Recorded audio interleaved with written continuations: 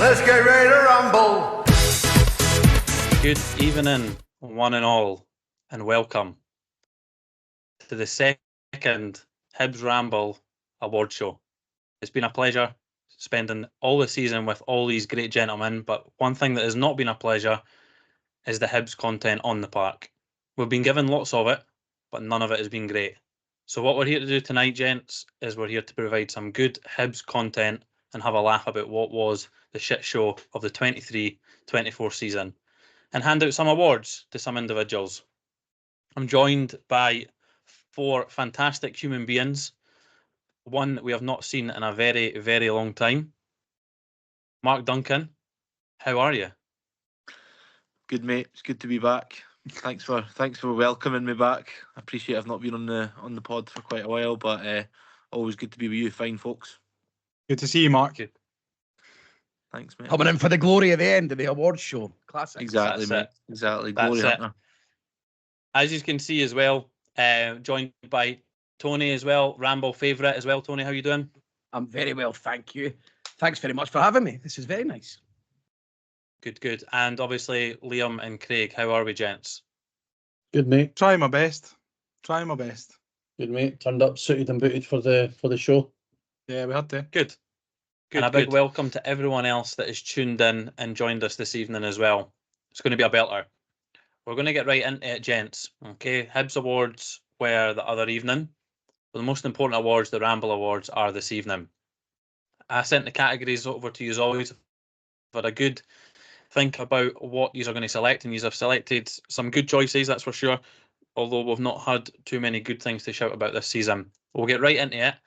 Player of the Year, the big award. Jordan Obita took it away for Hibs the other night there. I'll go round the room and I'll get you all to say who your player of the year is. I'll start with yourself, Tony. I found that hard to disagree with on the night. I felt Obita, apart from sort of little periods around when we got knocked out the Scottish Cup by Rangers, he had about a 3 or 4 game downturn. But outside of that, I think he was easily the most consistent player. I like some of the photos coming out of that Player of the Year dinner. I mean, you see little Rory Whittaker. It looked like he was wearing clothes underneath his clothes. It was like the worst fit ever. Exactly what you'd expect for a 6-year-old straight to Slaters for his first tucks. But Mariah Welsh looked absolutely incredible at the Mariah Welsh did look good, to be fair. He did look good. The rest of you gents, you all picked Jordan Obita as well. It was only myself who went with Mizzian Melida. Craig, how big an impact do you feel Jordan Obita's had on the squad this season? And if we had finished in the top 6, do you think you would have selected someone else? Well, I think I initially went for Melida. But I think just over the piece of the season that Obita probably edges it. More so because it's like we finally found that itch we've been scratching for years to try and get somebody in at left back. I mean, I don't think Stevenson's actually done that bad, considering, he's 36, 37 now when he's came in. But I think it speaks volumes when you see that when a player gets a double win, not only as the fans felt that he was a player of the year, but his fellow players did as well. But I don't think you can knock the impact that Melida had. I think he finished on 11 goals in a team that was, for the most part, struggling to create a lot of clear-cut chances. So full season, Melida probably would have edged it. If we could have done that in 6 months, what could he have done in 12? But Jordan Obita, a well-deserved winner, I think. Yeah, Liam, see for you, and we'll move on to goal of the season. I'll start with Mark on that one. Is there anyone that you think, other than Melida, that could have maybe nabbed it for you, or maybe not for you, but just in general? Because obviously we've not had a lot of strong performers throughout the season. To be honest, I don't think so. Maybe Eli Yuan for his numbers. But can I just say that I said at the very, very start of the season, before a league ball was kicked, that Jordan Obita would be Player of the Year. I was laughed at. You're not laughing now. All I'm saying is I did try and find that clip today, and I'm still to find it, Liam. So I'll keep trying for you. I did go back and I did have a look. Probably because it doesn't exist. It doesn't exist. You all laughed at me. It goes without saying. I'm not even going to put up a fight because I can't find it hard. I don't find it hard to disagree with you boys. I think Jordan Obita had a very strong season. So, Ramble Player of the Year, Jordan Obita. Congratulations, well done. It's Well hard done, to give it Jordan. to someone who's on loan as well, only for 6 months. It just feels a bit wrong, eh? Yeah, it doesn't Does sit, feel a it wee doesn't bit sit dirty. right. Yeah. It doesn't sit right with me. Mark, your selection for goalie this season kind of matched the awards as well. Obviously, you selected Jordan Obita as well for Player of the Year. Your goal this season was Emiliano Marcondes' free kick at St Johnstone, and you weren't the only one that had that as well. What was your reasoning behind picking that? You and Liam both picked it. Yeah, I'm giving it purely based on what was the best goal of the season. There was absolutely more important goals, but for me, in terms of the actual goal itself, I don't see how that can be topped this season. Unbelievable technique, and that just shows the quality that he's got. The way he hit it across the goalie, it was just an absolute beauty. But I can understand why people have gone for a different goal that was maybe a bit more important in the grand scheme of things. But for me, that's the best pure goal of the season. Craig, you spoke about, or you mentioned Venti's goal versus Luzerne, which obviously on the face of it, the goal itself isn't goal of season contender, but I can understand why you've selected it due to the build-up and everything that comes around it. There was another goal that Ryan selected in that game, in the Luzerne game, which was the Newell goal. Do you want to just talk us through your thoughts on those two goals and why you selected the Venti one? Yeah, the Venti one, I think it was more like Mark said. I think technique wise and actual goal wise, like Marcondes is head and shoulders above.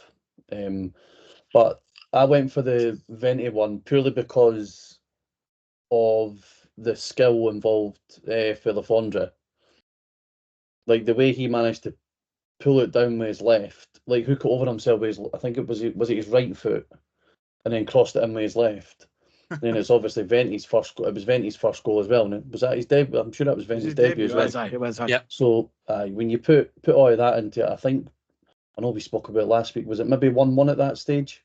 Or that took us to 2-0? It was either Yes, it did. we equalised. It was so putting us further ahead in the tie as well. Just think when you put all those bits into play, that was the goal of the season for me. But Newell's was a belter. Was it curled in for the edge of the box? Mm. Yeah. And that's probably something that's been a criticism of Joe Newell, is that he doesn't do that enough when he's clearly got that in the locker. But Venti laid that off and all. He Yeah. set that up as well.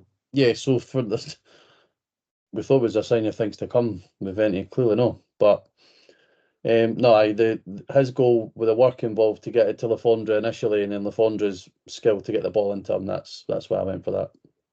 You mentioned you mentioned technique there. You mentioned a goal that's head and shoulders above, and you've also mentioned Newell. So Tony, I'm going to move on to the selection that we both had, which for me is a goal, and Marcondes' goal is a very, very good free kick. But we both selected Joe Newell's 25-yard volley against Killie away. Walk me through your selection there. Just, you could replay that goal 100 times and let that shot go in, and to do a cushioned in-step volley on the move that kisses the bar and pretty much goes into the top corner, you're not scoring that again. It's actually one of the most unique goals probably in the league this whole season. It was on his weak foot as well, right foot. It was right foot. I mean, you could, as I said, you could replay that for most people 100 times and you wouldn't score. For Newell to do that again on his right foot would probably be 500 times, which is maybe where the argument could come in for Craig and Liam, where Marcondes is something that was possibly more cultured and delivered. But in terms of like an aesthetic for a goal, there's barely been a goal scored like that ever for Hibs. It's a cushioned 25-yard in-step volley. It was unbelievable. I couldn't believe it at the time. I had to rewind it to see if it actually went in. It was incredible. It is the best goal in my opinion. Well, I'm going to jump in and play devil's advocate here, because see a cushioned volley for 20 yards, I think looks absolutely 25. Disgusting. You shouldn't be The doing a technique's cushion unreal. volley. Exactly. It's like so difficult to do. You should not be doing a cushion volley. Volleys happen with the laces. If it was me, Surely if I was that the makes referee, surely that makes it more unique, Liam. nope. And makes If it I was the more referee, special. I'd have said, you're not having that one. You're not having that. That's minging. I'll How let you can try it even again. I'll let you celebrate try it again. How can you Right, even well- celebrate it? What I'll have to do here, there's 2 votes, Craig, for the Marcondes free kick, and there's 2 votes for the Joe Newell volley. So I'll let you have the deciding factor on which one gets the award before we move on to best moment. Do you know what? Right, I did say that Marcondes was head and shoulders above the rest, but I think I'll go with Newell at Kelly. You've been sold by Tony there. You've been Well sold. done, Joe. No, not only have I been sold by Tony, the fact that I know that Liam absolutely despises it also sways my decision further Such a bizarre thing in to that hate. direction. A unique goal from a Hibs player. No, Opening but his see body if up. anyone had scored that goal. If anyone had scored that goal and they were going, "Oh, that's goal of the season," I'd been like, "Fuck off." Do you know No what? way. And it is through gritty teeth because it's Joe Newell that scored it. So, but no, I think you're the Marcondes one you can practice and practice and practice, but you can't really practice the one that Joe Newell scored.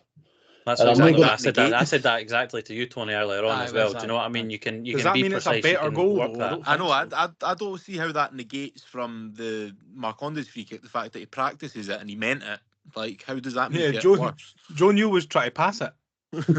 Clearly. Newell something off the cuff with incredible technique to pull that off. You'll just never see it again. You'll see a free kick because scored. he never fucking meant it, Tony. Exactly. You'll It was see- an accident. You'll see a free kick scored every fucking week, man. So the Ramble goal of the season goes to Joe Newell for his wonder cushioned volley against Gilly. You Congratulations, can't Joe. call it a strike if it's a cushion volley as well. Now we're getting We'll very move on football to- cliches here now. I know. Move on to the best moment, and we had a real variation of selection here from the boys as well. I mentioned my moment the other week when me and Liam were trying to work out our top 3 moments of the season, and mine was singing "Sunshine on Leith" at Villa Park, and to which Tony earlier on said that that's loser behaviour, and it absolutely is, but it just sums up how our season's been. Mark, you said Martin Boyle's goal versus Luzerne. Why did that for you become the best moment? Is it more of a because you were there as well, or? I think, yeah, definitely because I was there, like obviously to experience it. But I think that I've put that game a few times for different reasons, like best limbs, best moment, best away day, just because No, spoiler alert. the whole. Instead of doing it individually, I'm just going to talk about it like as a whole because that day was just. It'll not be forgotten. Put it that way, it was just incredible being on the sort of river, just drinking all day, and then going to the game, and then the cherry on top of what was already an amazing day is getting the result. And it was like it was the most nail-biting game of all time. Everyone was nervous. The Hibs end was silent, and then out of nowhere, we're under the caution. We break free, and Boyle scores that goal, and it was just absolute bedlam. And like I said, it just completely made the couple of like the weekend or the couple of days away. So for me, that it was just unbelievable. Just such a good moment, and then. What happened after it? We obviously go on to win the tie, which sets up that Aston Villa tie. The whole thing was just perfect. It was unbelievable. It's Tony, you selected that as well. I have to agree, and there's something. It was something special about it being Martin Boyle as well. In that, so we barely had a big European result. He scored the hat trick at Hampden, which is a special moment as well. So for us to go abroad in a game we were probably unfancied with at the time. When he scores, we are so, as Mark said, we're under the cosh. There's no one in the hour end who fancies it. Once they scored that header, the free header for the corner, no one fancies it anymore. We're all just waiting for the inevitable, for them to score again, and then go extra time or whatever, and lose. That you're just waiting for all that to happen. The humming and hawing, you can hear it in the stand. And for it to be you and on the left, the guy doesn't bother tracking him, and he just boosts past him. And then it's just Boyle who's like the returning hero. He's everyone's favourite player. He's the poster boy. So for him to do that there, and like Mark said, it was incredible. Walking, being blocked out after it, not being able to walk, not being able to leave, getting back to the river, and fucking then you're Ian Gordon and Ben Kinsella are rocking up because obviously they want to hear soak it all up. Ben Kinsella wearing like a full Tommy Hilfiger away strip from head to toe. Tommy Hilfiger, sunglasses, tracky top, Tommy Hilfiger shorts, Tommy Hilfiger socks, and I mean this, Tommy Hilfiger trainers from head to toe. Tommy Hilfiger away strip. It was incredible. It was incredible things to see.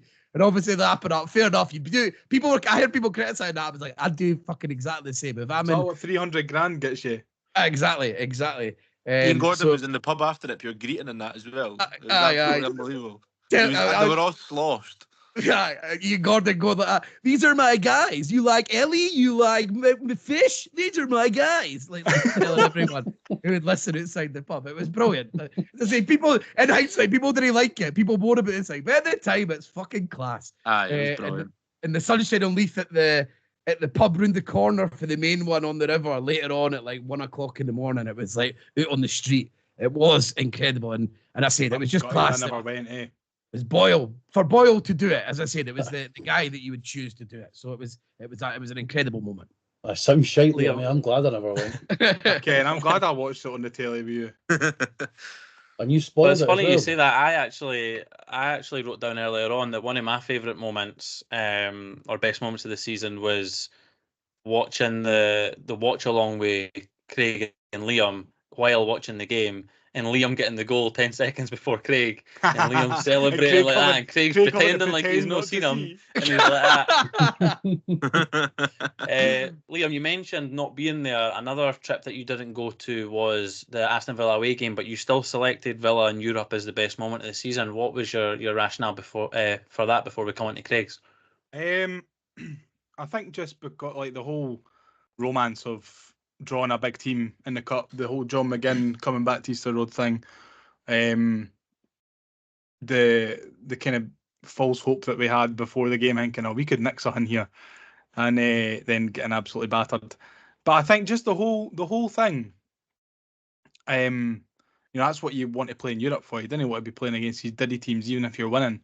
You want to play the big teams and put yourself up against it. So I chose the Villa in the cup because you look at Rangers had Liverpool in the Champions League. Celtic have had like their nights against Madrid and Juventus, teams like that. Even Hearts have had Spurs and Liverpool, and we've not really had anyone like that for a long time. So it was nice to get Villa, who've went on and done very, very well this season. Can I just say, as well, we talked about predictions. I know this is a bit early, but before, when we played them in Europe, I predicted that Aston Villa would finish top 4, and you all laughed at me. You're not laughing now. Not laughing now. He's an awful I'm glad we got some predictions right this season. Then. Never listened to this podcast before, Tony. Craig, I think it's only right that I left your one till the end. Unfortunately, you're going to have a decide and say again, and it's not going to be for your selection, considering Ryan selected the loser moment, singing Sunshine and Leaf at Villa Park as well. So there's 2 votes for that and 2 votes for the Luzerne one, and Liam's obviously picked Villa in some capacity. Your best moment was the farewell that happened at Easter Road the other day. How was that? Great shout as well.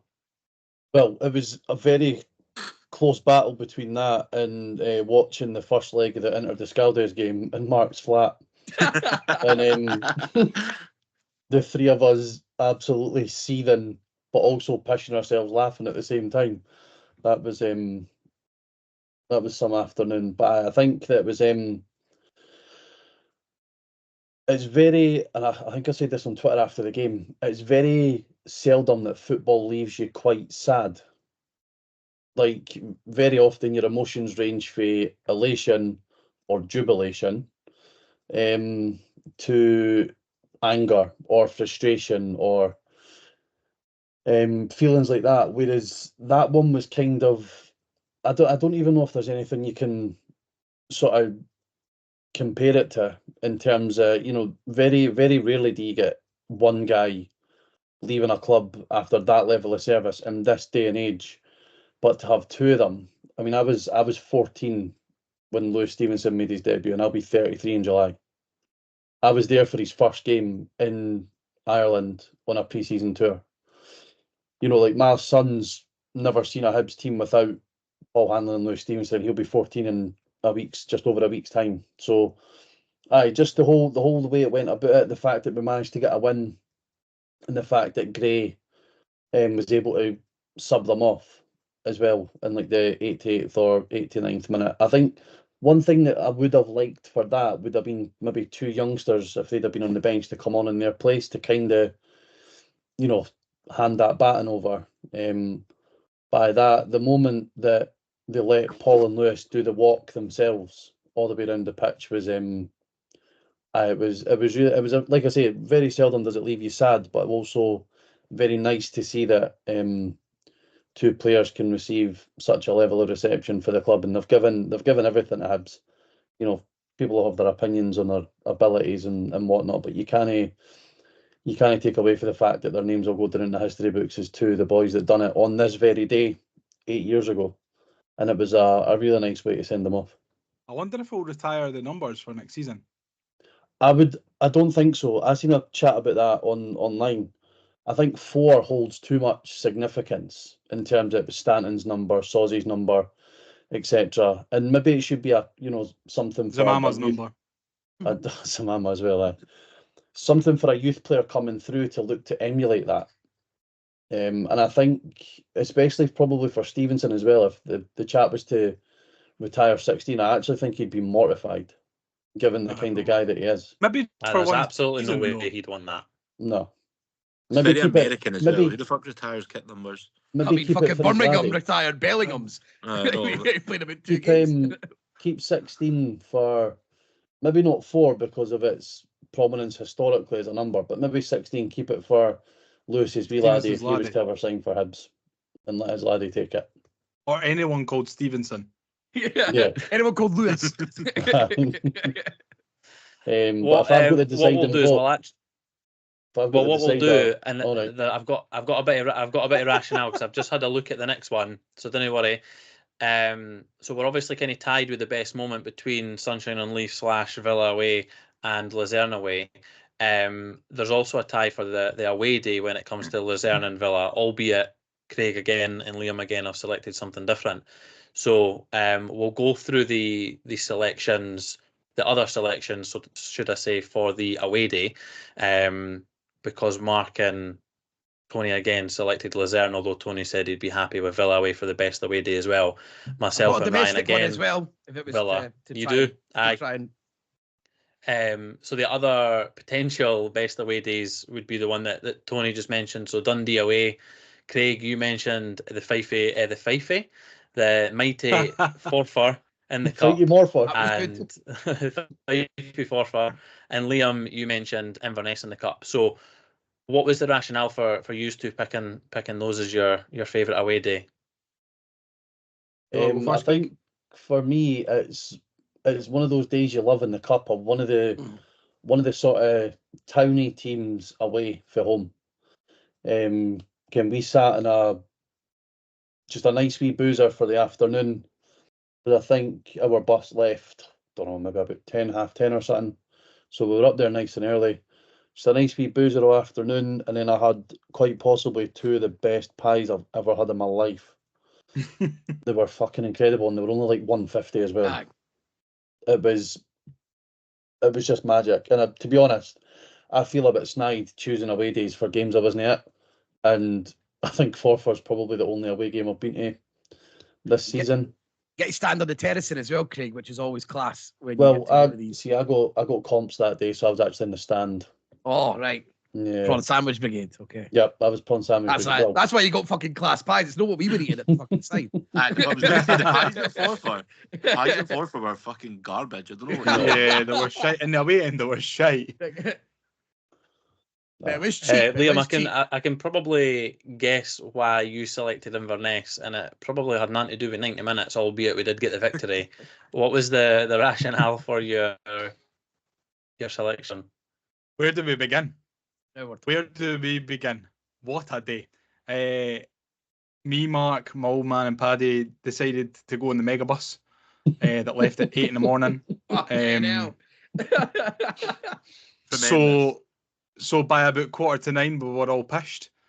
It was fantastic. We got up there, we were necking Guinness like there was no tomorrow. We were up, must have been up there at like 11, half 11 or something, and we were absolutely blotto. Don't remember a single lick of the game. I do Couldn't remember. actually, sorry to interrupt, McClendon. Just we couldn't get to the game after the pub, right? So we were trying to get a taxi and that couldn't get one. So we just jumped in some random supporters bus that was already filled to the brim, but we just jumped in, pretending to be on it, and we had to just stand in the middle, like the middle of the seats, just hoping that nobody would It was a notice. minibus as well. It wasn't like a big coach. It was a wee minibus. Only like 22 people on it. And they were like, Who the fuck are these guys? And then we were like, aye, we're on this bus. And they're like, that just sums up the day of just pure silliness. no, it was fucking, it was quality. And then the night out, no, the night out, but like the time after the game until we got the bus back down the road was excellent as well. Mark ended up having lumping a big fucking road closed sign, and we were singing what song was it? We were singing the "Oh Ali Ali," sung it for about 25 minutes straight, walking from the ground back to the tune. You also phoned me at you also FaceTime me at half time. Absolutely nuggets. Last thing you want. Last thing you want in the world. I had the fear times a million the next day. We went out in Edinburgh when we came back to. Oh fuck! I forgot about that. We went to Please Don't Tell, and I kept going up to folk and telling them I was Joe Newell for some reason. But no, I forgot we went out when we got back to Edinburgh. Fucking hell. because it dropped us off at the bus dropped us off at the West End. We're like, oh fuck it, we'll just go out. So no, it was nothing to do with the football. It was just a spectacular day, and no, one that I won't Inverness forget. is a brilliant. Inverness are absolutely brilliant away day. I'd never been there before. You didn't want well, Ross County to go down. I always go and stay over. When I go to Inverness, go to Johnny Fox's and that. It's a brilliant away day. Was that the pub that we were at, Mark? Aye, yeah. I know. It's like a night. It's like a daft club at night, but there's loads of good pubs, and it's because it's a small town. It's good for like if you're kicking about because you just dart around pubs. You don't need to know anything because it's all connected in the middle. Obviously, you can go to big cities and you have no fucking idea where you're going when you're at the end of a game or whatever. But it's good. It's good fun. No, it was great. It was great, and I think if we go to Inverness again, I'll get the megabus. The megabus was brilliant. They put on a separate megabus for Hibs fans. Again, It was about half full, so there was loads of space in that. It was brilliant. so 2 fingers crossed we get them in the League Cup. Come on. So Especially now what that we'll I'm do is fucking pish on the Duncan Ferguson. So yes, Craig and Liam, you have the deciding factor on what these last two awards are going to be. My proposal was going to be the best moment is Sunshine on Leith at Villa Park, and then the best away would be the Luzerne, and then it kind of evens it out across the two. Don't know if you two gents would be happy with that before we move on to everyone's favourite game. Yeah, I think so. A bit accepting mediocrity though for the Aston Villa thing, but it's no ideal, but it just shows how poor it was. Yeah, it's like the Celtic Cup final. At least we won the singing. It's very Hibs fans. This. Oh, but our song's the best. We didn't even beat Luzerne away either. It drew 2-2. We got through. I think we got beat 3-2. I think we won 5-3 or 5-4. Or did we get beat? I think we got beat. Aye, I think we were 3-1 down at the time. I think. I'm not sure. 2-2. 2-2. Aye. Sure. It shows the state I was in. 3-1 at home and 2-2.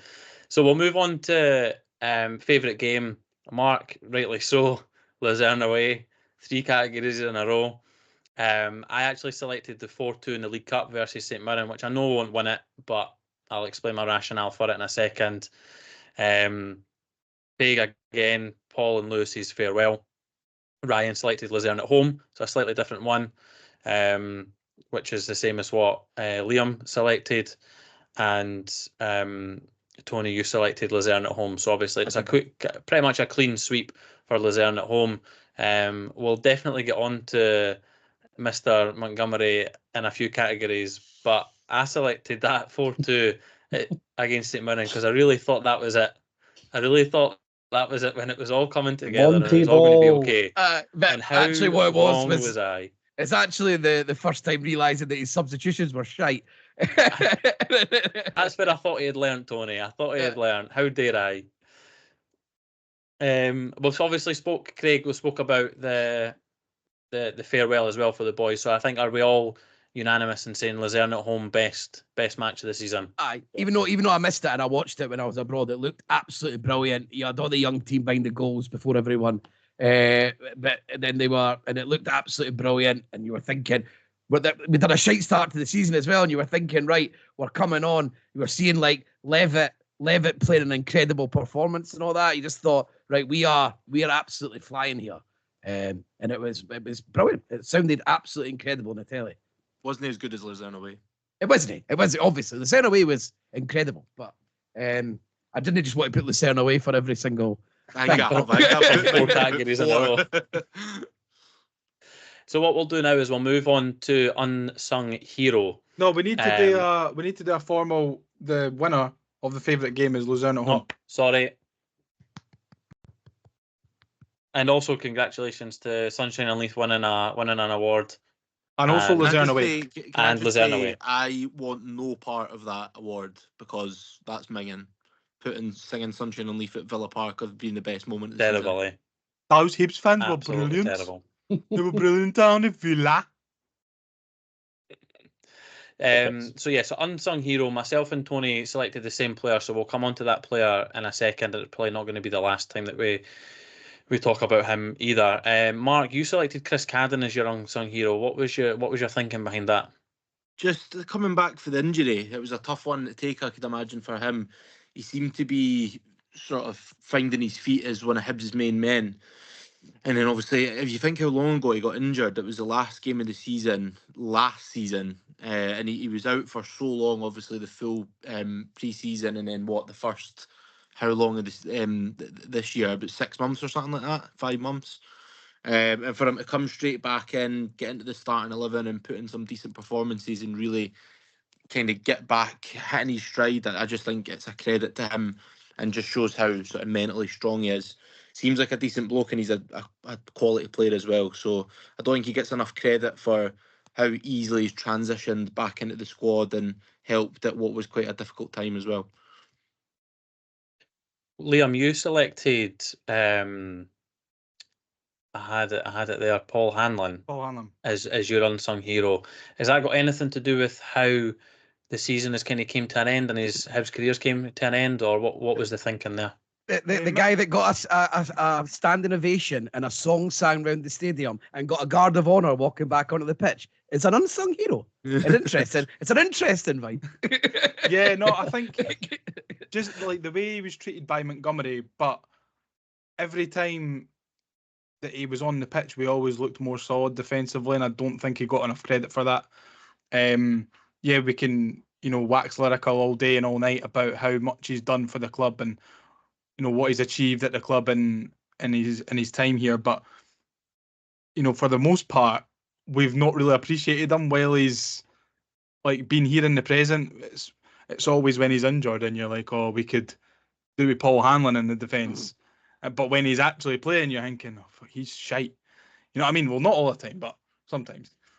I just think that the way he was treated by Montgomery and kind of bombed out, but then when he was asked to come back in, he stepped in like a true professional, no bumping his gums, came in, put in really, really solid performances. And realistically, we just looked a better team with him on the park. And again, he's a true a true professional and probably someone that everyone's got to look up to. But I don't think, again, he gets the credit that he deserves. Maybe now after he's saying that he's leaving, but certainly not before. So Hall Panlin is my unsung hero. Craig, you selected someone who at times has taken a lot of stick under previous managers as well, and is now starting to maybe get looked at in a different light from the current position he's in, not when he was a player. You selected David Gray. Yep. I think it's just, again, he's obviously been sort of foisted into this position, and it's probably unfair on him that it just seems to be it's almost like the Office meme, and it's like, oh, go and get David Gray again. But he's came in to the job again in a time where it's not easy to sort of take charge. He was Aston Villa away and Aberdeen away in the first spell this season, which was an incredibly difficult time to come into it. And then you've obviously got the sort of low of Montgomery getting sacked, and then within a day and a half, not only is he having to prepare the team to play, they're having to deal with the Malcolm Mackay announcement and the backdrop to all of that. And I just think it's you know, so often you see Gray should go as well. He's part of the coaching staff. Like, there seems to be this weird thing as well that because David Gray was a right back, he's automatically responsible for coaching the defence when he's never been fucking responsible for coaching the defence. And that's going to be a myth that anytime I see it online, no matter what it's about, I'm going to fucking debunk it because it's a lot of shite. And I just think that he's given so much to the club in terms of his service as a player. You know, that's him now. This summer, he'll reach the 10-year mark at the club as well. And I just think it's easy to sort of pinpoint him for certain things when really there's not many more that will probably put their professional desires to the side for the betterment of the club. And he's done that on more than one occasion, and he's done it twice this season. So that's who gets my vote. Tony, we selected the same player. Again, unsung, a man who's called Sir David Gray. On David Gray Day. Aye. No, but I totally agree. I know exactly what you're saying. It does make complete sense. I tell you what, Craig, absolutely outside the box shout from you, and I appreciate it. Thanks, mate. Yeah, Tony, we selected the same person. Someone who, well, certainly should not be getting the level of criticism that he's been received, especially in recent months and weeks. We both selected Eli Yuan, and now you made a point about saying finding an actual unsung hero in its traditional form. So what made you kind of sway towards Eli? Really impossible to find like an unsung hero because I could barely find a sung hero in this season. But Eli Yuan, he's got on too many people's wick, it seems, and he seems to be the guy that is a go-to. And I think a lot of it is the style of player he is. I think people find it in the UK especially, these kind of players, if they're not producing constantly, then they're really easy to turn on and hate because they're show ponies. And that's how, and people don't like that in the UK. That's just the way it is. But he's the guy he's the go-to guy. There's no two ways about it. He's one thing who has the most output out of any player. We've absolutely needed to rely on him. He's had to play all over the front at all different times. And then he gets, like the day he's getting abuse for basically meshing his pal about enjoying playing together. People find an angle to criticise him there. I just find that absolutely insane. And the truth is, he's going to be pushed out. He's going to leave. He's obviously clearly not happy now. And that is a part of it. And it's a shame because Yuan, with the right coach, could possibly be one of our best players of the century, really. And could go on for lots of money if he's used correctly, because his skill set and ability is something you can't really get here on our wages very often. That's why he's got other issues about him. He doesn't make the right decision. Plus, the way that we've had to use him this season, he's been used wide in a 4-4-2, forcing him to do things he's clearly not comfortable with. Defensively, he's just not that type of player. The guy's a maverick. And we're meant to be Hibs. We're meant to love these types of players. You can't have it both ways when people criticise him. So, yeah, I've never understood it. He's absolutely brilliant to watch. Sometimes he makes woeful decisions. Like when he tried, like the one against Celtic, he's an attacker. He's thinking not about winning the ball. He's about getting the ball and driving on and trying to get a counter-attack. And that ends up working against him. But that's what you get. And I think we're going to regret it. It's just a right coach. The guy could be unbelievable. Being able to stop, the players that are able to stop dead and then sprint away from people, they are so hard to come by on our wages, to have that skill set. And when you're able to do that, and we'll regret it when he's gone, because that's the reason how many times he gets to the byline and cut it back to score. Imagine you coach that properly, so he just does that every game. I mean, you'd be ridiculous. So I don't know how someone who's producing that much, even despite the negative side, brings that much vitriol, even though I've got my suspicions of why. I think we all Mark, do. Exactly. I think Ellie does it, and I think Ellie does himself as well. Exactly. Yeah, which is unfortunate. It's unfortunate. Mark, you've not been on the Ramble. You've not graced us with your beautiful face since episode 81, which came off the back of a derby draw. There's been a lot that's changed at Hibs since then, and Eli Yuan has probably tailed off since maybe around then, if not before then. What's been your take on the whole Eli Yuan situation coming towards the last couple of months of the season? I totally agree with what Tony says, everything he's just said in terms of he is very much the easy target for whenever he does something wrong. And there is times where I've been frustrated at him, the times when he's passed out the park or when he does stop dead and he just kind of runs into boys or he does daft things. But at the end of the day, he's still a young lad and he's got so much potential in him. And I think, like Tony said, with the right coach, the right people around him, he could go on to be great. I think it's a mixture of things. I think a player like that will struggle to perform in a struggling team. I think he needs a hell of a lot of confidence to get him going. At the moment, he just seems like he's not got that confidence. I think the way that Montgomery played was much more passing the ball as opposed to driving at the defence, which obviously is what benefits Yuan. So that could be another reason.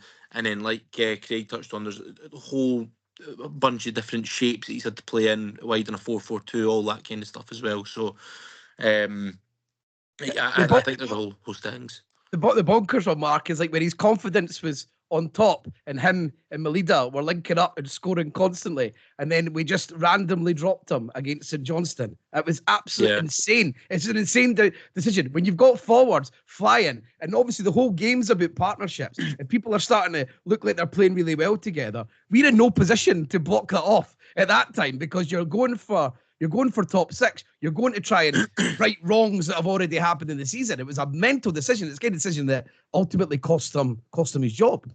Yeah, and the fucking idiot, Tony, is what it was. Yeah, the one thing as well is his confidence does seem to go, and when it goes, it seems to really, really disappear. So again, that's when a good coach comes in and puts his arm around them a little bit. And, if he is going to be dropped, he gets that rationale. And, a really top coach can drop somebody, but make them feel like they've not been dropped and that they're actually more important because of it. So I think you just need somebody, really to come in and put the arm around them and just build that confidence back up. And we know we've got a player. We've seen it loads of times. We've seen it consistently at points of the season as well. We know there's a player in there. So I hope he stays. I hope he's not driven out. Unfortunately, the toxicity around the club that's been there for a good 3, 4, maybe even 5 years now seems to drive quite a lot of people out. So I'm hoping that that we don't do the same to him. And with the stuff that we touched on that we didn't really want to go into in depth about the suspicions of how he's treated, it showed that, and this is where it comes to when I was talking about the style of player matters here.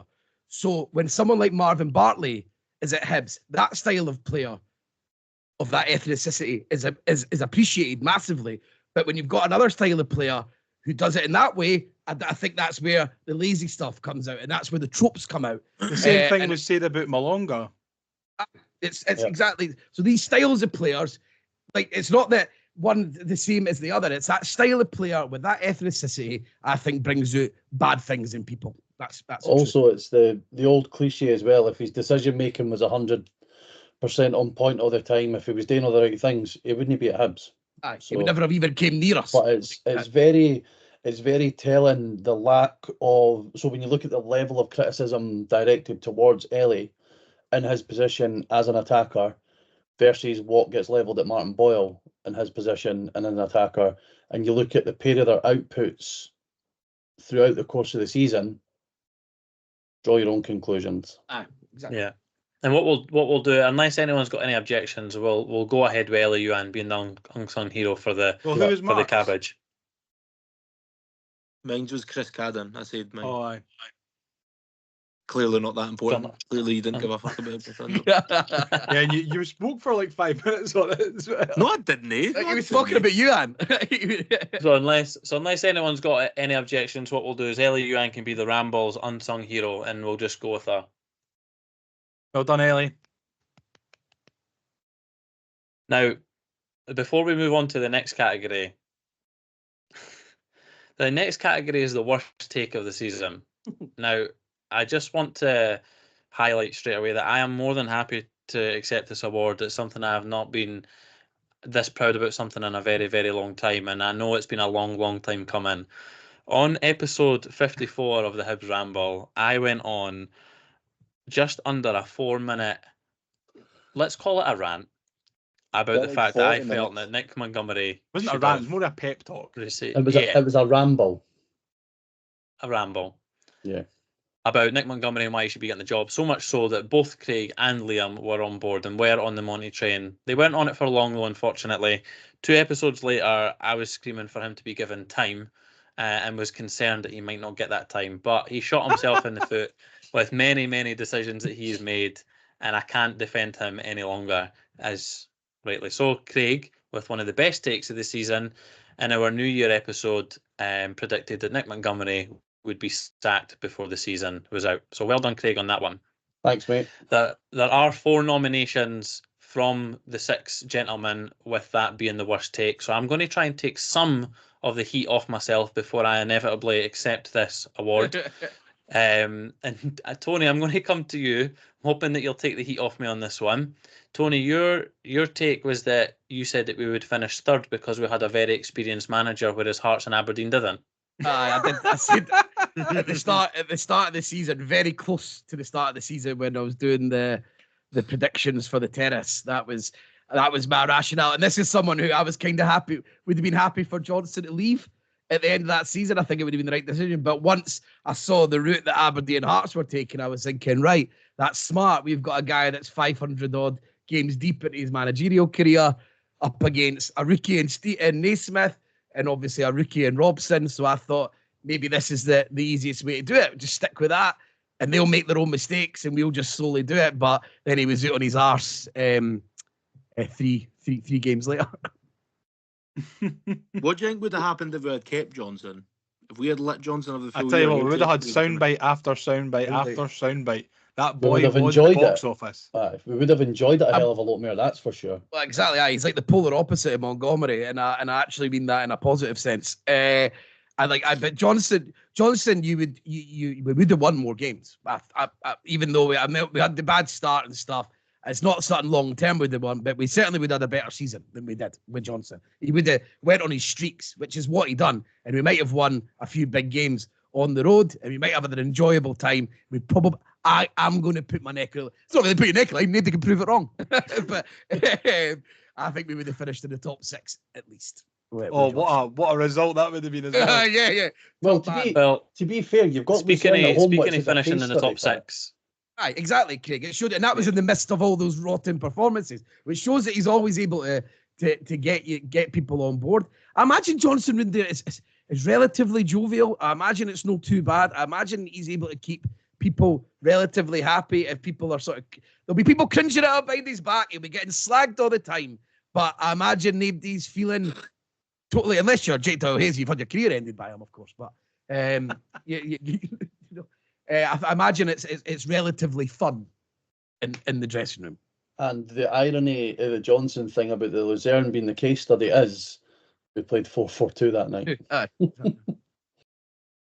Liam, you said that our worst take, or the worst take, was that we would comfortably get in the top 6 and get Europe, which links into similar to what Tony was saying. Now, we done that after, I think it was the Dundee victory, potentially, or in the lead up to the break. What made you go with that out of all the terrible takes that we've had so far this season? Well, I just think it was first of all, it's a pleasure to be nominating for this Mark Duncan Worst Take of the Year award. I don't think anything is going to top last year's. Mark Duncan says that Dundee United will comfortably finish in the top 6. Loads of people thought they had a good squad, though. In fairness, loads of people did. Mark certainly did. But no, I think what makes this the worst take for me is the absolute dross that we've seen leading up to those like 2 or 3 games that we played half decent, and then me having the shutters absolutely pulled down and going, "We are back, we are back, and we're going to make Europe." And I was like, "It's only St Mirren, it's only Livy, not Livy, it's only Killie, it's only Dundee, fucking jobbers. We'll get right up there." And the rest is history. I think it was as recent as February as well. We were actually calculating. It was like, see when you watch F1, right, and they get, say whoever's in 3rd chasing 2nd, it's like striking distance. So they'll say, oh, within 4 laps they'll catch them because of their paces. We were actually working out, right, Hearts have got X points, but they're playing X teams. We've got X points. If we can cut the gap slowly by, like, we actually were convinced at one point. They would have got I'm sure third. I'm sure I said we'd finish fourth. I think And I would said make it as a- well, and I well, was like, would- I would make a late I push mind, for I kept third. saying, oh, aye, third doesn't out of reach. It's no out of reach. It's unlikely, but it's no out of reach. We were like Yeah. fucking 22 points behind. I know. So you mentioned February. fourth. On the 9th of December, after 17 games were played, we had 24 points and we were sitting in fourth. Can I So- just do another nomination for terrible takes, if it counts as a terrible take? Is Hibs fans singing "Hearts Are Falling Apart" again At in Livingston. November? And when Yeah. we went above them in November, and then I don't by think by goal difference or by something. goal difference, singing they- "Hearts Are Falling Apart," and then we were singing "Mind the Gap, Jambo Bastards," and then they then just ran away from us for the rest of the Is season. that when That's Martin the- Boyle scored against Livingston? Livingston They were away, absolutely aye. fucking honking as well. Aye. That was so funny, man. And do you know what the worst thing to come for that is now? Any time any team scores against us, whether it's fucking Hearts, Ross County, whoever, they start singing "Hibs Are Falling Aye. Apart" again. That's been the worst thing to come out of that. We get Yeah, patronised a completely lot agree. as a big Completely club. Yeah. A couple It's of funny. a couple of honourable mentions before I steal the award. You're not Craig, stealing it. You you- fucking well earned it. Aye, ran I away know. with it. I know. Craig, you said that Big Raimundo's thoughts on Hanlon is the worst take of the season. Do you think that if his opinion on Hanlon was the complete opposite, do you think the season would have went the way it did, or how dramatically different do you think it would be? I think we probably could have snuck in the top six at least. I I just don't got think battered it's for the rest of the games. I don't think it's any coincidence that you look at. So last summer when we got Will Fish back, we were all delighted, right? Obviously, he'd barely played in the 6 months prior to January. He had that horror showing at Tynecastle, which admittedly wasn't really his fault. And then when Porteous left, there was obviously a massive void, not only for the player, but for the personality that was leaving. And Will Fish stepped into that void. And he had an excellent 6 months up until the end of the season, to which point we were absolutely clamouring for him to come back. The player that we've had the previous 12 months, to me, even though he's still a young laddie, isn't the same level of player that we had prior to that. And that's because he had Rocky as his partner. Not to knock Rocky as a centre half, Knock him, But- mate. He's fucking pish. No, but he's not got the But- he's not got the experience that Paul but Hanlon in got. terms of being a 20, Rocky's what, 22, maybe 23? You're going into a season where your two centre halves that are 23 and 21-year-old or whatever, versus somebody like Hanlon. Pick And one to go with them, eh? You pick one Yeah, to go with them. and That's how you do it. the fact that in the 6 months last season, Will Fish's prominent partner was Paul. The fact that he says that he wasn't good, that he didn't think. I mean, this is obviously word of a word of a word of a word, but it's not the fact that Paul wasn't fit or whatever. He was actively not picked.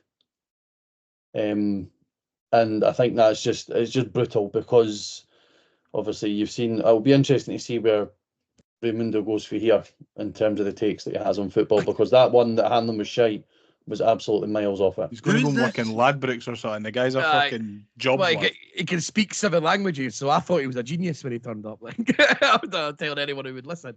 Who are we the- talking about? Who is this? Raimundo, the Montgomery's assistant. Montgomery's assistant. Oh, right. Not just a guy we know called Ray. Aye. He's a good laugh in the pub. He's a pintsman, Raimundo. Tony, you've got another honourable mention. To be fair, your honourable mention comes from a certain Nick Montgomery rather than his assistant.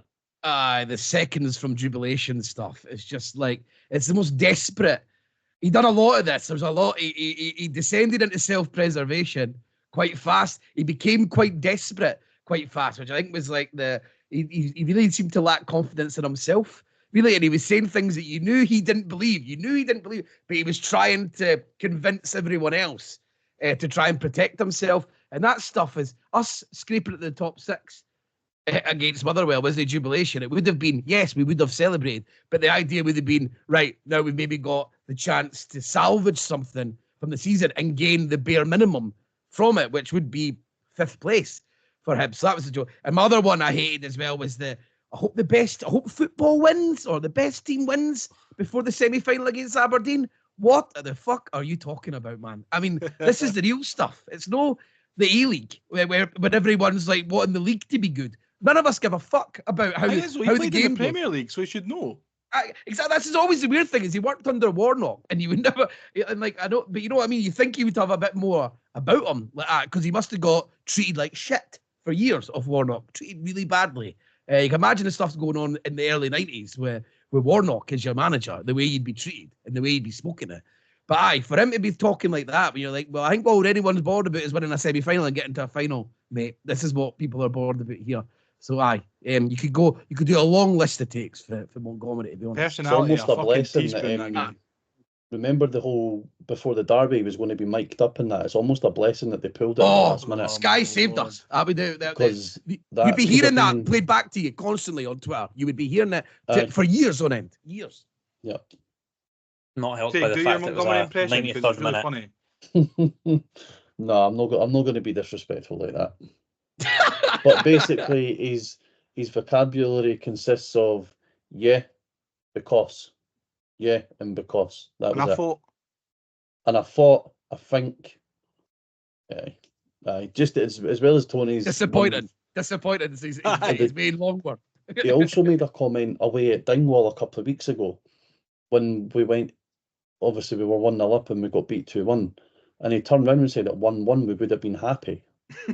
Oh yeah, I remember that. Aye. Like, I'm sorry, but he just it's pretty clear right now when you look back that it was just far too big for him, and he just really didn't. He really underestimated. I mean, even his going up to the fans at Ross County and standing 5 yards away and clapping.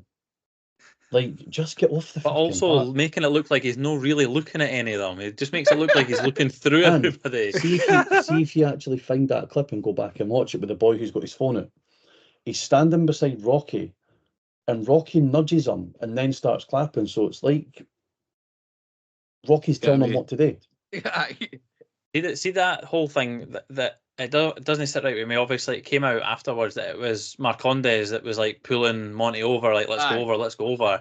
It says a lot. We've spoke about him quite a bit already on the episode. Paul Hanlon then goes over to Marcondes and being like, "What the fuck are you doing? Like you're asking for trouble by doing it. Like come on, let's go back down the tunnel." So yeah, Monty or Tony in this instance have not saved me. I'm assuming, and worst take of the season would be myself, champion Nick Montgomery, to get the job. But am I safe to assume that, gents?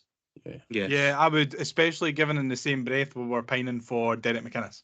I think your speech got him the job. I think Ben Kensel watched it. I think that's how powerful it was. And it was Yeah, no, you're right. You You're came right. If with anyone fucking does, receipts if anyone and does everything, care, man. then it is episode 54. Anyway, moving on Well to done, signing Sean. of the season. Well done, Thank you. Sean. Thank you. It's been an honour.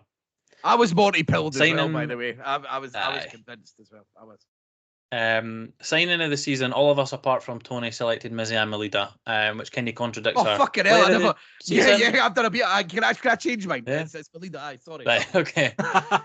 Right. Never even thought about that. So clean sweep for Mizzy Amelida, Hibernian Hibs Ramble player signing, of the season. Liam, how vital do you think Mizzy Amelida was to? I know we've not ended up in a good position, but ultimately leaving us where we are now that he's pretty much all but confirmed that he will not be back. Yeah, I think all you need to do is look at where we'd be without him, and I think we would be playing Wraith Rovers on Thursday. To be honest, We would. you know, It's not a bad he's take. I worked out the other day That's that not actually that far off a bad take, by the way. It's not. I'd be fair convinced with you. Yeah. 8 of. Well, I think I worked though. I worked out yesterday that 8 of his 10 league goals, or 11. It's 11. Is it 11 goals total? 10 league Aye. goals. 8 of his 10 league goals were either the winning goal, so the one that gave us the cushion to get the 3 points, i.e. the second in a 2-0 victory, or the first goal in the game. So you can equate that to however many points that you want. I worked out as a bare minimum. You're talking at least 11 points, and that takes us comfortably down to 11th. Aye, and then like I don't know if you've taken into consideration Livingston at the weekend, and then that would have been a 1-0 defeat if it wasn't for Malida, and the game up in Ross County where it was 2-2, wasn't it? we chucked it last Yeah, minute. That would have been a yeah. defeat, and that would have then been Ross County gaining 3 points on us again. So I think we would have been definitely in a relegation dogfight if Yeah. it wasn't for Mizian. But no, I think he for a whole host of reasons his contribution's been great.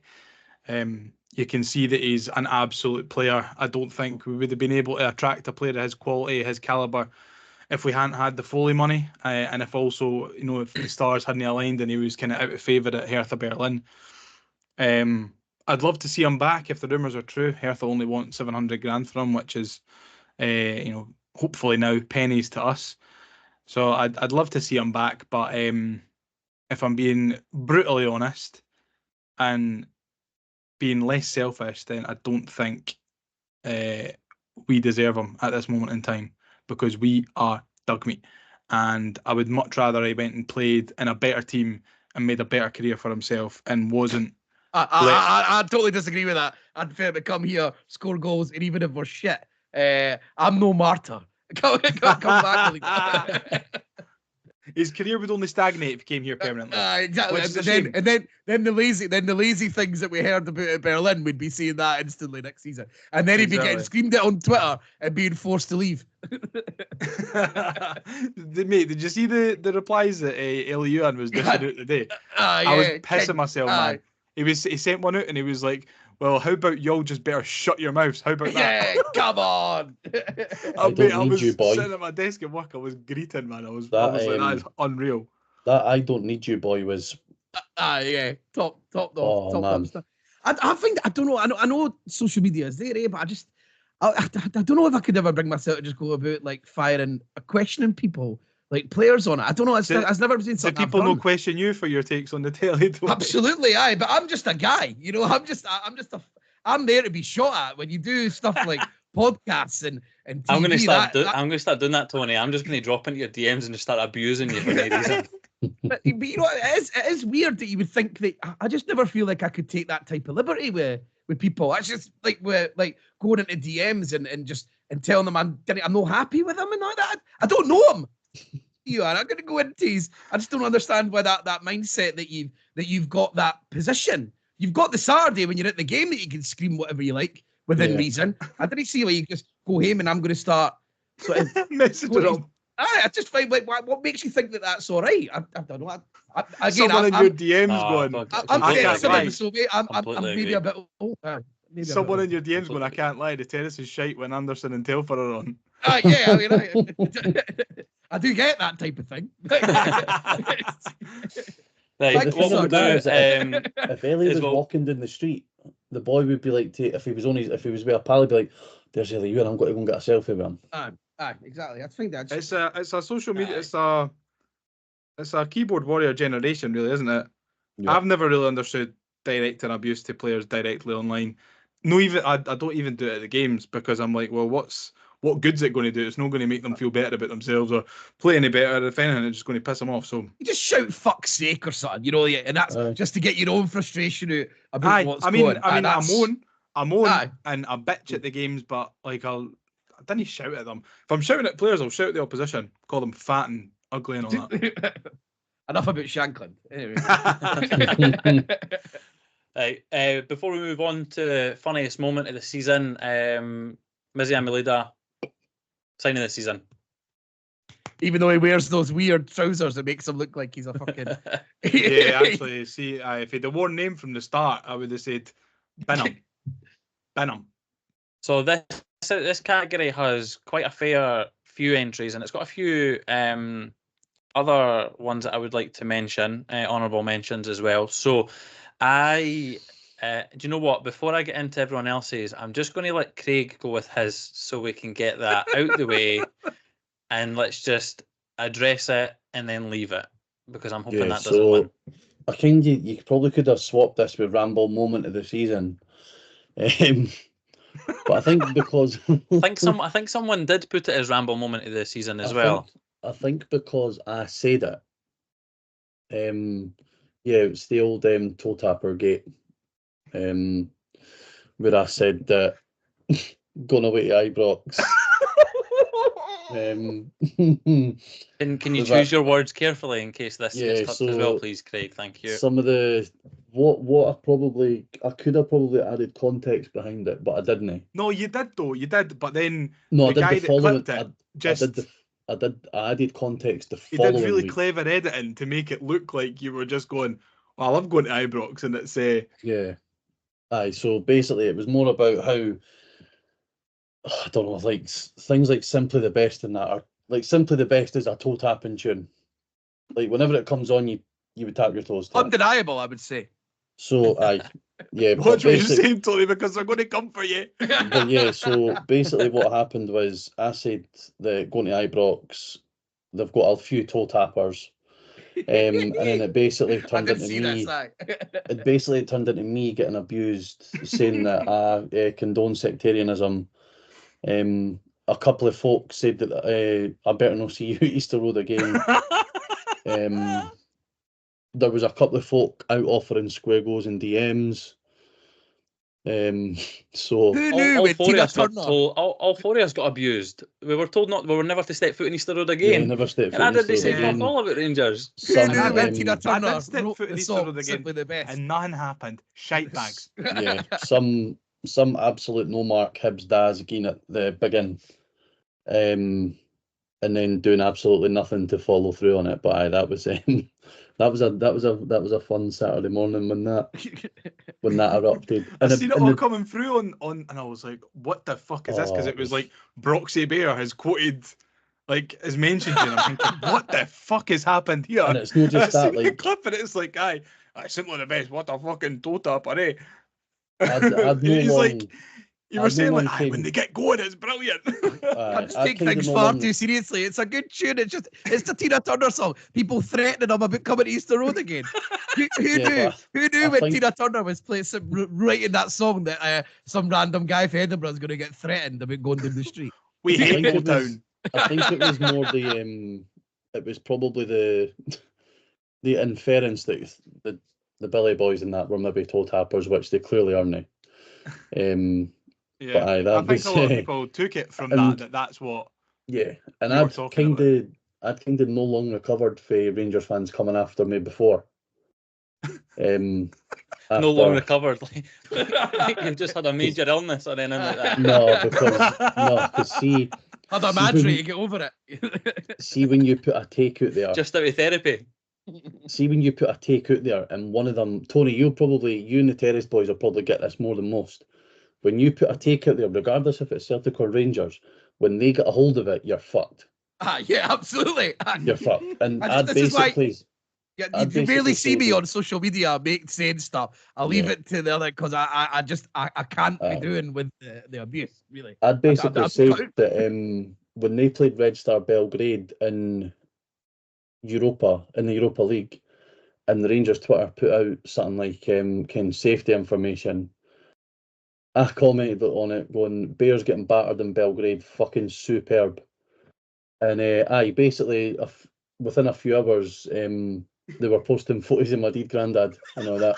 So, Hey, what we'll Even do though is it's we'll just clearly move tongue in on. cheek shite, it's tongue in cheek Yeah. football stuff. Let's we'll move on for that, Craig. so So total some It's of the- tongue in cheek football stuff. Saying you're going to get battered abroad. Everyone says it. It's like it's football part, even if it's quite shit part sometimes. It's just general football part. How that can get you to that level it blows my mind. It blows my Mate, mind. that's so funny. Um, Him going, "Oh, aye, Rangers are going to get battered in Belgrade," and some guy's like, "Well, Leachy, I'm going to dig your grand up. Wait, come on." Yeah, okay. Well, how can that be a normal way to respond to that? Oh, man. some laugh Um, like. So to bring you right back down to earth, Mark's funniest moment of the season was the mega bus that Liam mentioned earlier on, all the way up to Inverness. I forgot to send mine, Ryan's, Gary. Sorry, um, I forgot. Ryan's got it. favourite moment was meeting myself in Birmingham on the way because he was absolutely bluttered on the way to the ground and he was with the Down the Slope boys. And it was like a scene out of those movies where two long lost loves find each other and then they big each other I big thought hug. you were That's going to what it say was like the one in Anchorman when all the teams are like, all the It would have been gangs no. all coming the together. different journalists all meet each other. Um, It would have been when yours was a Spurs and West Ham were on the opposite sides of the tube in Green Street. That's what that was like when you and Ryan were meeting. Liam, yours was Lee Johnson related, so I'll let you explain was. to the listeners and the boys what it was. Because I could have gone for Toe Tapper Gate, but I was like, that wasn't funny. That was traumatic. I was scared. Funny to look for my back life. on. It's funny to look back Oh, on. aye. Hilarious to look back on. But what was funny at the time, and what is still funny now, was Lee Johnson when he was at Fleetwood and he was bumping his gums about Hibs and about how the standard was crap and all that, and then a couple of weeks later he was pinned. I just thought, because I think we were all kind of looking out for the Fleetwood results from week to week, thinking, how funny would it be if this idiot gets sacked twice in the same season before Christmas? And it happened.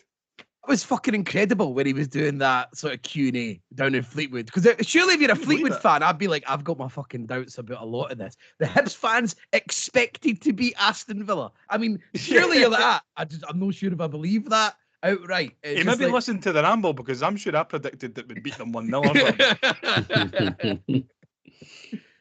As I hope you've got a few honourable mentions in there, Sean, because Lee Johnson related, a funny moment is Liam getting a flag made up with a Lee Johnson that quote, was. and he got sacked. We'll move on to the honourable mentions. And the flag's still not been picked up. Before we get Tony's moment, and before we get mine, and Liam's not going to like mine either, some of the honourable mentions were Liam getting a flag made up of relating to Lee Johnson's quote about sharks. Lewis Miller, which again, this could be a ramble moment of the year, given it the YLT gang signs on our episode as well. So fair play to that. I've got Rangers Gate, Toe Tapper Gate. I had another word for it, but I won't say that. Mark Duncan getting that bored during an episode in episode 68 where he decides to make a cup of tea during it. That was one. Another one was an episode 72 where myself and Mark got asked a question about Aaron Fraser, obviously the Hearts blogger. But the way it was worded, John McIntosh thought we were talking about Harry MacArthur because it mentioned someone with glasses. So that was another honourable mention as well. Yeah, so there was definitely a few. My one, before I come on to Tony's, was in episode 82 where Liam was banging on, and Tony, I know you appreciated this one. Liam was banging on about how Dylan Levitt had a real shot at enough game time throughout the season. Bear in mind, this is episode 82, so not too long ago. This was and my while moment of Liam, the season. Yeah, This is while absolutely Liam insane. was on his rant, I decided to dig up the minutes that Dylan Levitt had played, and just reminded Liam of how much Dylan Levitt had actually played in a green and white jersey that season. So I don't know why that's not in the worst as the biggest takes as well. clamping. Well, Biggest so clamping that of the for me is season. my funniest moment. Yeah, Biggest it was- clamping of the season. That I should be have a never category in its been- own. I have never been a party to a conversation where a take has been put out there and somebody has not only responded, but the level of receipts that were produced was insane. That was, I must admit, when I was listening to this pod on my headphones, and I actually had to stop what I was doing, because normally you can use it as like a secondary media. Listen to like podcasts and use it. I had to stop what else I was doing. You just claim that Dylan Levitt's not been playing much. Where's this come from? It's just completely made up nonsense. So if anyone does want to go and see the greatest clamping in Ramble history, minute 58, 30 seconds, episode 82. Enjoy. It's a cracker Tony, to what be is fair, your? It's That like would be a my guy on the funniest. hill. My funniest moment just in the What's season your in funniest general. moment of the season? When I was in Lucerne, obviously we first met. Weren't sure if it was going to be on the river that everyone was meeting, or if everyone was going to be meeting in there was like a tiny town square, and it had like a monument in it, and it had water in it. And we went round, and it was about 11 o'clock in the morning, and there was like a family already in it, like a Hibs family. Kids are already in it. And then it's like a couple of minutes later, I can see the foams coming up. and the foam's coming up and over, and I'm like, oh fuck, they've done the fucking England at Scotland at Trafalgar Square stuff in this tiny little town, and That's a and wee shame. and they went up and the wee guys in it and they're drinking, and then a bottle gets smashed, and honestly, it's just me, 3 of my pals, this family, and I'm thinking, right, when's this all getting started then? And then someone comes out moaning about the glass, but then they're chatting away, and then they just see the bubbles come over. And the locals go fucking mental. They're going absolutely fucking mental. They're like, why'd you do this? Why'd you do that? The guy was going absolutely crazy. And then they're all like, so they're like, oh, we didn't realize. And then this guy starts the classic straw man arguments about, oh, well, when your fans came over, this guy's just a local running a shop. When your fans came over, they threw a bottle at Rand X pub in Princess Street. The guy's obviously no idea what the fuck he's on about, and then he's telling them that it's like, this is a fucking water source for the town, like we actually use it. It's got pipes. And then he's phoning the fucking police. I'm like, oh, for fuck's sake, right, already just finish this one beer and just slowly roll away. And then the guy tries to make sort of like try to make peace at the very end of this whole situation, the guy that had done it all.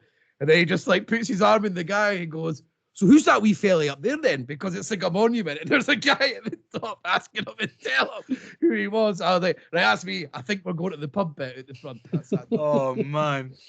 11 in the morning. Brilliant.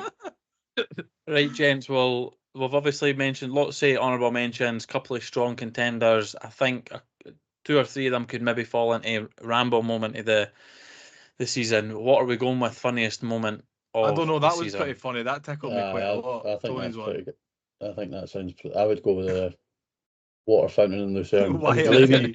Blaming the shopkeeper for the behaviour of Lucerne fans in Edinburgh. It's like you're standing there and like you're just like, just no, I got this. It's all just escalating, and then people are just obviously just making tits of themselves every 10 seconds, and it's just started. The day's just started. The people are on the way.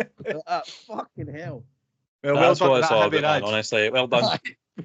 Well done to that heavy Raj. Right. 2 categories left, gents. We've got limbs and then Ramble moment of the season.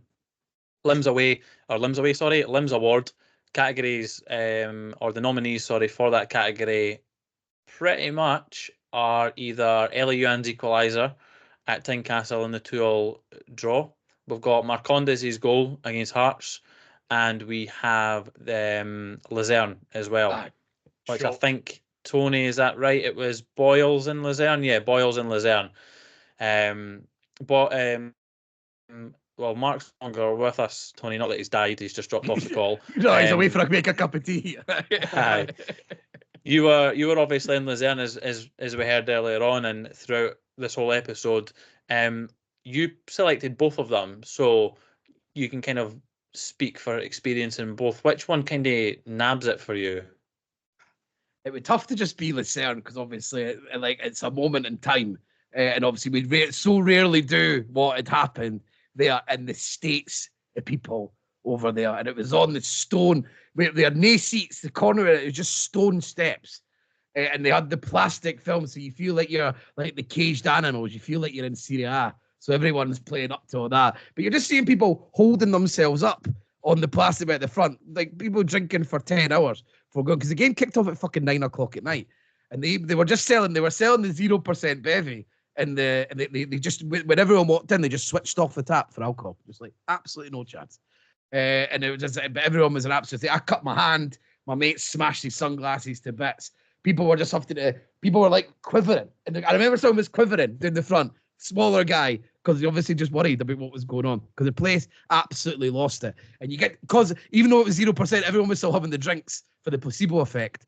And just when you watch it back and you see all the drink go up in the air, you still really get to see that, because that's just not something that happens in Scotland for obvious reasons. So it was just really cool to see. But the Ewan one was brilliant, just because it was so quick and suddenly turned it round there. Liam, you selected Ellie Ewan's one as well. You are a big advocate for limbs. You're a big advocate for away day limbs as well. I think it goes without saying why you would have selected it, but just talk me through maybe not just that goal, but the 2 goals back to back, and because that That never happens to Hibs, and it never happens at Tynecastle for a start. Yeah, no, I love limbs. I've got 4 of them. But no, it's say something about Rangers fans on Twitter, and that'll change soon. no, fucking. It was. I think it was just the manner in which we were pissed first half and we were pissed second half. Managed to get ourselves back into it like by a thread when Yuan scores the first one, and I just kind of gave it a little bit of a subdued yes, because I was like, they're just going to run back. Like, we're not going to score again, and I certainly didn't think that we were going to score again. The least believable thing I've ever heard. Yes, when that goal went in, do not believe. Honestly, because I was like, what? I was like, what's the fucking point? Right, and then fucking however many seconds later, 70, 80 seconds later, he comes back up the park and he scores again, and I go absolutely mental. I was in the front row. Sean's favourite saying. I was in the front row at Tynecastle. But like I don't know when they put this in, but they've got like chicken wire across like the very, very front row. So I was in the front row, but it was like the second or third row back, like up, but it was like the first one that anyone could stand in. So like people were falling on top of that chicken wire, and I was like, oh my god! And then people started going on at the pitch, and I'm thinking, should I go onto the pitch? But then I was like, nah, I'll not bother. But I went absolutely fucking mental. But because of how close I was to the chicken wire, you couldn't fling yourself anywhere, because if you did, then you'd end up on the park and huck out. And I didn't really want to fling myself backwards because I just get my head stamped on. You know what I mean? So it was great limbs, regardless of where I was standing, and it looks fantastic when you watch it back. Was this the game where I don't know if you saw this? People at Tynecastle, when the boy climbed up onto the bit on the side of the stand, and he climbed up there, and obviously there's no way down. So it's like you do this rad thing, and you're like, yeah, and then you realise like I'm absolutely fucked. Yeah, and then the Poles were waiting on him at the bottom. Yeah. Was that not the? I was just season? about to say that it was the game at the Nisbet game at the end of last season. Brilliant, that was man. incredible. It was just I love next to me. stuff like that. I love stuff like that because obviously just got carried away, no thinking about any of the logic of how this is all going to play out, and then get yourself there. Yeah, all right. Can someone come and help me down, please? Can the authorities? I've actually just presented myself to the authorities. Brilliant, man. Love it. I think that the Yuan game was the one where the boy chucked the crutch on the park. Aye, it was. Aye. And then there was fans. The fans were running in the park and doing knee slides and that along the touchline. Not that they would condone that type of thing. Oh no, I do. I think it's hilarious. Oh, I absolutely do. Yeah. Absolutely do. Craig, you had that selected as well. So I obviously wasn't at the game. I wasn't in the front row, unfortunately. I was actually in Italy at the time, so I couldn't be in the front row. Don't know if anyone knows. I go to Tynecastle and I am always in the front row. Craig, you did manage to experience that. How was that for you? And I think that pretty much would mean that would win the award. Yeah, it was. I think limbs at Tynecastle are the best limbs, right? They just are. Even the Marcondes limbs were good limbs, really good limbs. But that one, like Tony and that said, it's because it was so back to back. Like you get that. There's almost that when the first goal goes in. Usually when the game kicks off again, and when you get that throw, so I think we kick off. Hearts kick off, and I think Civic just nails it out for a throw in. Yeah. Or something like. Wait, hold on. Yeah, 2 secs. No, he does. Wait, I'll take wait, over what- from Craig. No, he wants to get it so perfect. He's away to watch the highlights. No, I'm sure. They just panic and pass it back, and Civic punts it out for a throw in, and then See if we you end ever up just think about breaking getting and a coming dog, up the park right? again. Don't fucking do it, man. Fuck me. Aye, sorry. So the ball goes out for the throw in, and usually that's where the roar for the crowd goes, because you put them under the pressure, under the cosh again right away. But then it usually just kind of peters out. Maybe you'll get a corner for it, maybe you'll get a free kick in an attacking position or whatever, but then they'll win possession back, and then maybe somebody will go down. And then it'll go Right, then. flat again. But then obviously, I mean, to be fair, it's a fucking shite ball in for Boyle. Really shite decision making for Civic. And then the fact that for where I usually sit at Tynecastle. I'm usually in the middle section, quite near the back. So I didn't actually see the ball hit the net. Obviously, I knew it was going in, but it was more the reaction of everybody else around me that kind of confirmed it went in. And aye, that was a good set of limbs. It's one of those ones as well where they're that good, you end up falling back the way rather than front the way because And then the when the bodies game are. kicks off again, you're absolutely fucking blowing at your ass. Aye. Your heart rate's been going 10 at the dozen, but now it's for like longer because the 2 goals are back to back. Heart's popping out your chest. But it was a Ewan's equaliser for me. There'll be with Mark people at that Conway's. ground. There'll be people at that ground who never saw either of the goals. Yeah. So congratulations, Ellie Ewan, taking Well home done, another Ellie. award this evening. Congratulations. Moving on to our final award, I'll start us in nice and slow with this one. It is the Hibs Ramble moment of the season. Some people may say there has been no good Ramble moments of the season, but Well, they would be wrong. they would be wrong. Correct. You took the words right out of my mouth, Liam. My favourite moment of the Hibs Ramble season was not necessarily just Lewis Miller throwing up the gang signs in our episode with him, which I loved, which, by the way, episode 60, for anyone who hasn't yet caught it, go back, listen to it. Brilliant. That was before a Derby game as well. But for me, it was the Kevin Thompson interview, and I think it's just maybe more the excitement for me being able to do that. I know Kevin isn't necessarily looked upon that great with some Hibs supporters. I do feel like a lot of that attitude towards him has actually changed after our episode as well. He speaks really well. He spoke brilliantly, and talks, very passionately about the club, which ultimately he supports. And gave you 3 hours. That's Ask a lot him to those ask hard people. questions as well. Aye. So he's a top bloke. Listen, he could have kept going, to be fair, like Tony. It was a very long episode, but we wanted to make sure we got it right. We wanted to make sure there was a lot to touch on. And I feel like we touched on it really well. And to be fair to Kev, he took it like an absolute champion. So for me, being able to interview someone like that, who I grew up idolising, during his time at Hibs as well, that for me is my Ramble moment of the season. Just with Mark not being on the call anymore, his moment was the toe tapping gate. I'm sure he was maybe offering square goes to people after that happened as well. When does he know? Craig, I know your favourite Ramble moment, as you touched on earlier, was me coming out with the receipts for Liam, which we already touched upon.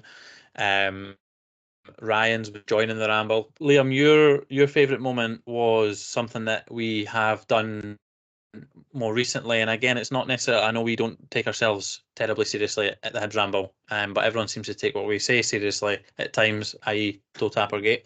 That's always the issue, eh? Everyone takes that is the problem. Saying, man, it's absolutely how dare we just have a laugh with things, eh? Liam, yours was a little bit more of a serious moment. What was your Ramble moment of the season? Something that I think we've all been very proud of that's happened throughout the season is that it's kind of not gone under the radar, but it's kind of gone on, not talked about for a few weeks now because of everything that's been going on at the club. But the amount of money that we've raised for disadvantaged families and people to come along and watch Hibs, not that they would want to at this moment in time, should maybe just put in a pot for them and send them away to the pictures. Every Captain Bobby Williamson.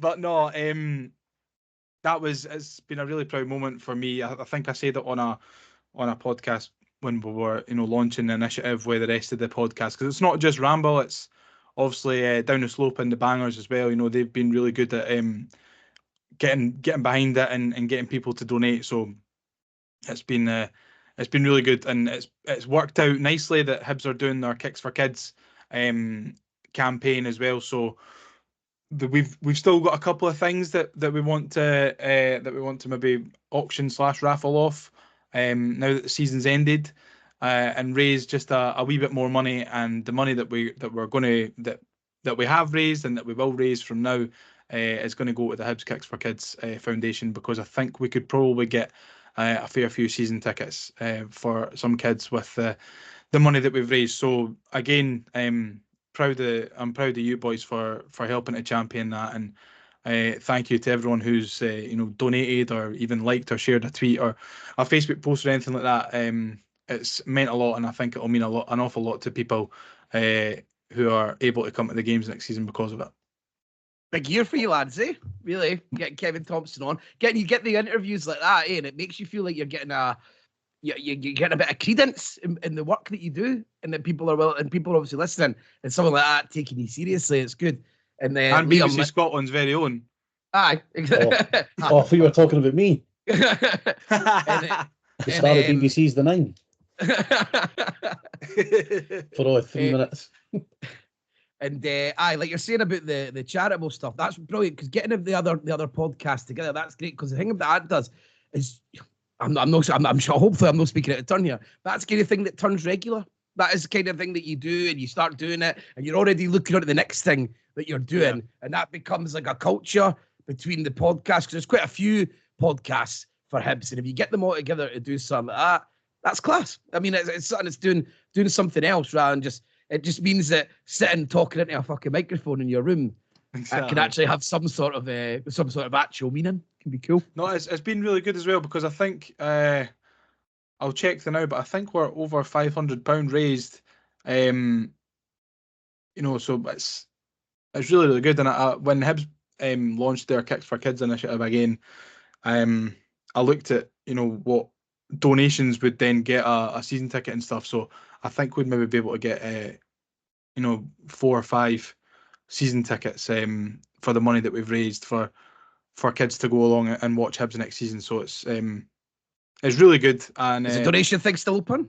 Still open, yeah. So we'll pop it up on our socials again when this episode comes out, and we have got a big thanks to Murray Johnson. He's kindly donated a top and some gloves that we're either going to football card off or we're going to auction it off, and we've got a signed home shirt from this season as well that we've got a football card on at the moment, and we're just going to push that a wee bit more, try and get that sold, and then I think we'll donate the money. Megwa as well. Megwa gave a pair of boots. Yeah, aye. Kanayo gave a pair of boots very kindly.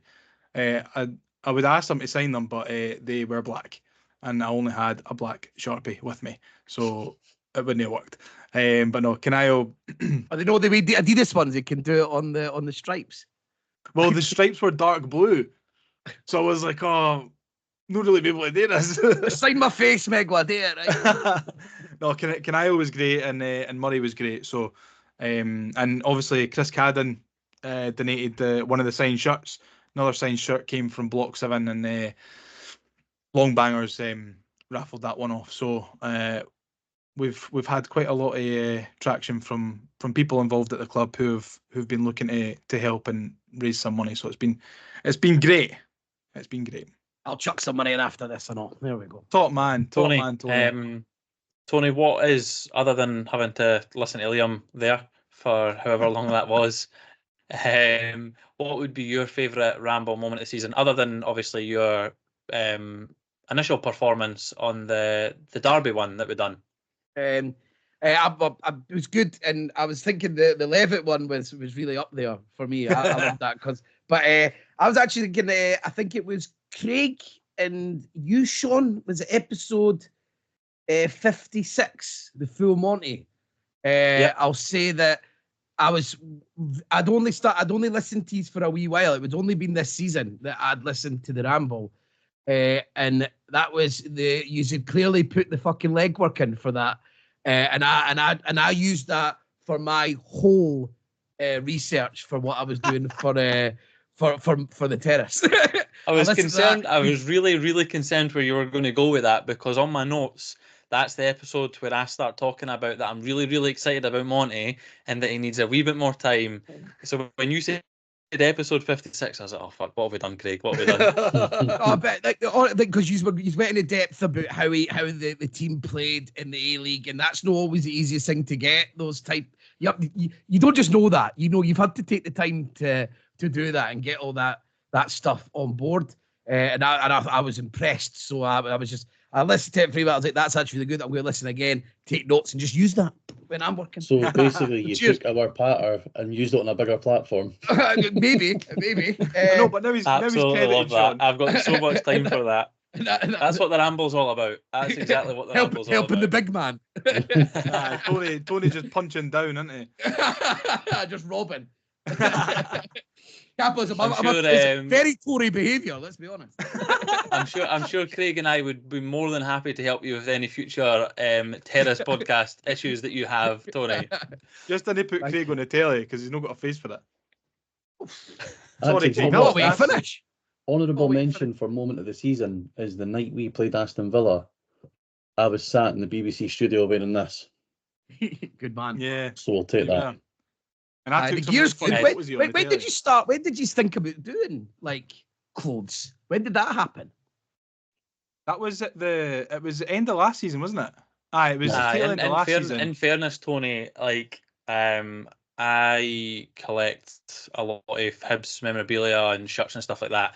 And personally, I can't speak for Liam or Craig or whatever. I've always been annoyed and frustrated when people bring out like Hibs related clothing, but like it just doesn't hit the mark. So like the one that you're wearing looks class, but like when they've like remade other stuff or other jackets or whatever, it's just it just isn't quite it. This is just an Adidas jacket that someone stuck a badge on. That I know exactly. Charged me 50 quid for it on you know what I eBay. mean? Like it hits a point and it hits a mark. Whereas like some of the other stuff just looks tacky and it looks pretty crap. And I've bought some of that in the past and then received it. And I was like, oh, what the fucking hell is this? Crap quality and this, that. So then the opportunity came up with Stjarna Clothing to do something Hibs related, and we jumped at the opportunity. And thankfully, it's went down really, really well with the 91 jacket that the boys are repping, the zigzag one as well. And you know, there is more to come for those that are listening. We're trying to change things up slightly as well. I'm lucky enough to get back on the telly. I'll be repping that There's again. there's been a clue throughout the entire episode for keeping your eyes peeled. So it's a Hibs bold cap. And I'll tell you what, it's still even still at Hibs games, even though the stuff's been out for a while, I still get a wee buzz when I see somebody wearing it, whether it's this or the quarters it. I seen somebody wearing it. It's mad. Like, see when you see like somebody just out the corner of your eye wearing something. I seen someone wearing it like not at a Hibs game the other week. I can't remember where I was, but I remember. Was it Megan when she was doing the shopping? Eh? Was it Megan when she was doing the shopping? It was his dad at the funeral. It probably would have been my fucking dad, eh? But no, I seen someone and I was like, oh, that's fucking well cool, that. But no, it's a total buzz. And like when we played, who was it we played at the start? It would have been Luzerne, and there was a couple of boys on the telly that had the hats and the jackets on. It was always when I was down in Birmingham, there's quite a few people wearing it as well, and it was good to see. I think, like Craig alluded to, there's been a hint in this episode, so some people might be able to click onto what that was. Just as a little side note before we bring it back to the episode, there's quite a bit of sneak peeks and previews and stuff that myself and Liam have been discussing the last couple of nights as well, and with what we want to do, it actually works out really, really well. So there's going to be some really, really good teaser content coming out regarding it as well. So. We hope it looks good. If we can get it over the line with what we're wanting to do. So fingers crossed there. Just to wrap us up, boys, the final award was the Ramble moment of the season. I know Liam maybe pulled on the heartstrings there with his nomination. Selfishly, I'm obviously going to go for a moment where Liam was quivering in the moment where I clamped him, but that's just a selfish, reason in there. So, Tony and Craig, I'll let you have the deciding factor in what wins the award there. It's got to be the toe tapping stuff. It's absolutely insane. It's just insane how just commenting on a tune can lead to all of that. It's mental. I'm sure it wasn't cool at the time, but it was mental. And then on the following episode, we titled the following episode "Simply the Worst" because we got pumped at Ibrox.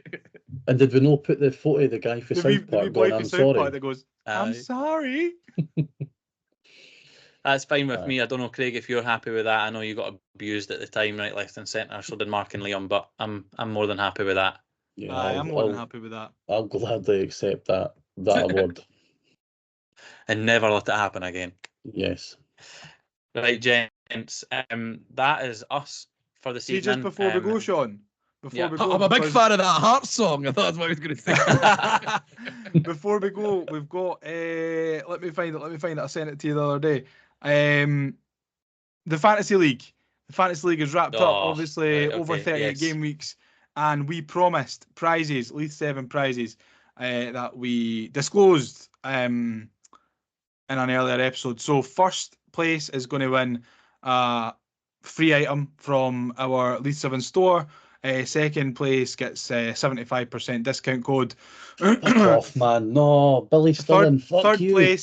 Third place gets a 50% discount code, and fourth and fifth get 20% discount codes. So the winner of the Hibs Ramble Fantasy League 2024 is, with 2,525 points, it's I Caramba Umba Chumba FC. So that is run by Muffet. So Muffet, if you're listening, get in touch and we'll sort you out with your free item from our online store. Second, and winner of the 75% discount code is Billy Stirling with the Fife Jets. And he's got 2,423 points. So well done, Billy, on your 75% discount code. Use it wisely.